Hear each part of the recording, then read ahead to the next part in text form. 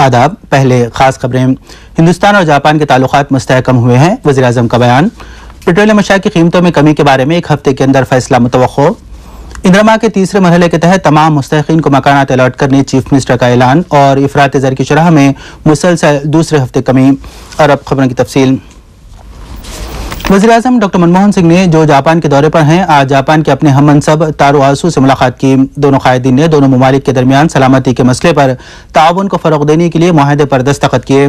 दोनों ने माशी ताउन को फ़रोग़ देने का फैसला भी किया। मनमोहन सिंह ने जापान के सरमायाकारों को हिंदुस्तान में सरमायाकारी की दावत दी। जापान ने नई दिल्ली और मुंबई के दरमियान 1468 किलोमीटर तवील शाहरा की तामीर के लिए 4555 करोड़ रुपये का खर्च फराहम करने से भी इत्तफाक किया। वज़ीर आज़म डॉक्टर मनमोहन सिंह ने आज कहा कि हिंदुस्तान और जापान के दरमियान ताल्लुकात मुस्तहकम हुए हैं। हिंद जापान पार्लिमानी लीग ने आज टोक्यो में वज़ीर आज़म को तहनीत पेश की। इस मौके पर उन्होंने कहा कि तिजारत, साइंस और टेक्नोलॉजी और सरमायाकारी के शोबों में दोनों मुल्कों के दरमियान मज़ीद ताउन के इम्कानात हैं। उन्होंने कहा कि बैनुल-अक़वामी माशी बहरान को पेश नज़र रखते हुए तरक्की पजीर ममालिक को खुसूसी हिकमत अमली तैयार करनी चाहिए। वज़ीर आज़म जापान के 3 रोज़ा दौरे के बाद चीन के लिए रवाना हो गए। बीजिंग में कल शुरू होने वाले 7वें एशिया यूरोप इजलास में वो शिरकत करेंगे। माशी बहरान के बारे में वज़ीर आज़म आलमी कायदीन से बातचीत करेंगे।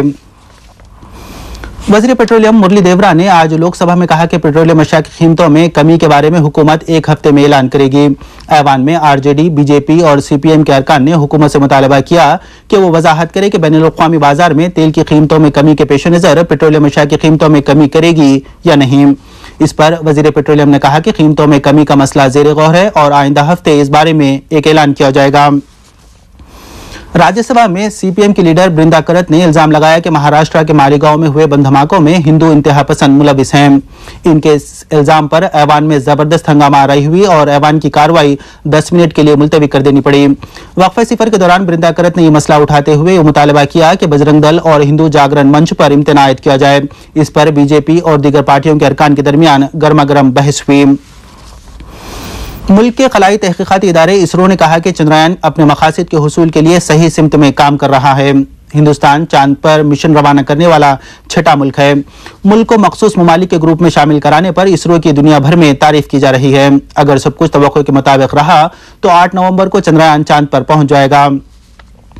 इसरो के चेयरमैन माधवन नायर ने कहा कि 2015 तक इसरो 2 खलानुवर्दों को चांद पर रवाना करेगा और इसके बाद मरीख पर भी मिशन भेजेगा।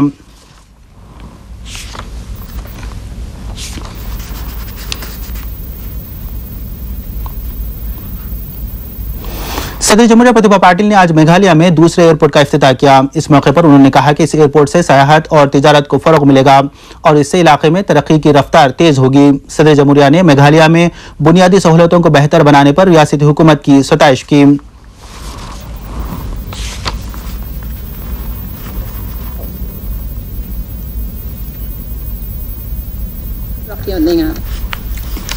State from the rest of the country.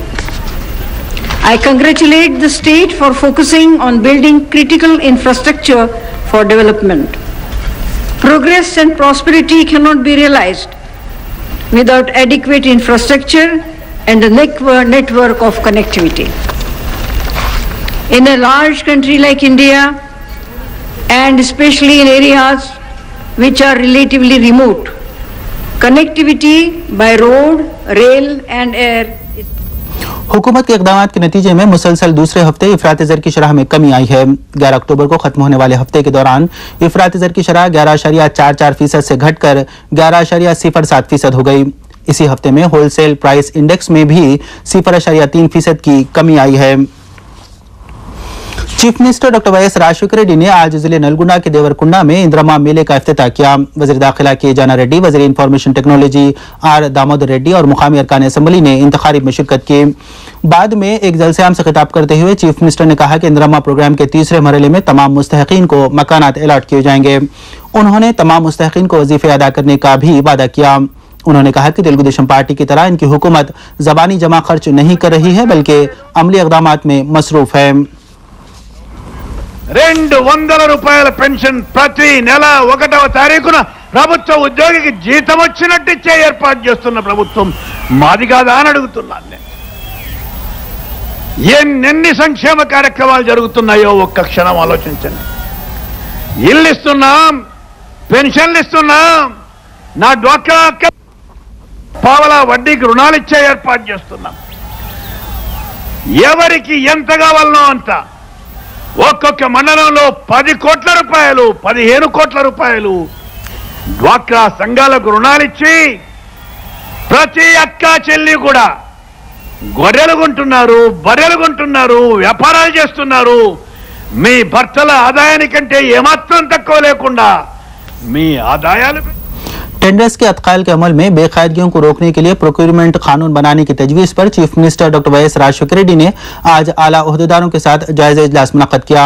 इजलास में वज़ीर फाइनेंस रोशैया, वज़ीर भारी आपाशी पुनला लक्ष्मैया, चीफ सेक्रेटरी रमाकांत रेड्डी और दूसरे शरीक थे. इजलास के बाद रोशैया ने कहा कि मजीद 2 इजलास के बाद कानून तैयार किया जाएगा. वज़ीर फाइनेंस के रोशैया ने चंद अखबारात पर तनकीद करते हुए कहा कि वो मनगढ़ंत और बेबुनियाद खबरें शाये कर रहे हैं. उन्होंने अखबारात की इंतजामियों से कहा कि वो ऐसी खबरों की इशाअत से गुरेज करें. उन्होंने चंद अखबारात के मालिकीन पर भी तनकीद की. वज़ीर मार्केटिंग मारप्पा ने कहा कि हुकूमत कीमतों को कंट्रोल करने के लिए तमाम इक़दामात कर रही है. उन्होंने कहा कि अपोजिशन पार्टियां जो हुकूमत की तरक्याती कामों को बर्दाश्त नहीं कर पा रही हैं, तरकारियों की कीमतों में इजाफे के मसले पर सियासत कर रही हैं. उन्होंने कहा कि टमाटर और दीगर तरकारियों की पैदावार में कमी की वजह से इनकी कीमतों में इजाफा हुआ है. उन्होंने कहा कि कांग्रेस के चंद लीडर्स ये कह रहे हैं कि अगर पार्टी ने अलहदा तेलंगाना की तश्कील की तायद नहीं की तो पार्टी को नुकसान होगा, लेकिन हकीकत यह है कि अगर दर्जा फहरिस्त जातों की दर्जाबंदी नहीं की गई तो और भी ज्यादा नुकसान हो सकता है. प्रदेश कांग्रेस कमेटी के सदर डी श्रीनिवास ने कहा कि नौ तश्कील शुदा पीसीसी का पहला इजलास 2 नवंबर को मुनक्कद होगा. उन्होंने कहा कि chief minister doctor Y S Rajashekhar Reddy इस इजलास में शिरकत करेंगे. पार्टी के जिले सुदूर के अलावा पार्टी आमिला के तमाम अरकान भी शिरकत करेंगे. इस इजलास में आने वाले इंतखाबात के बशमूल तमाम इंतजामी उमूर पर गौर किया जाएगा. श्रीनिवास ने कौंसिल के चंद अरकान को पीसीसी में ओहदे दिए जाने के फैसले की तायद की.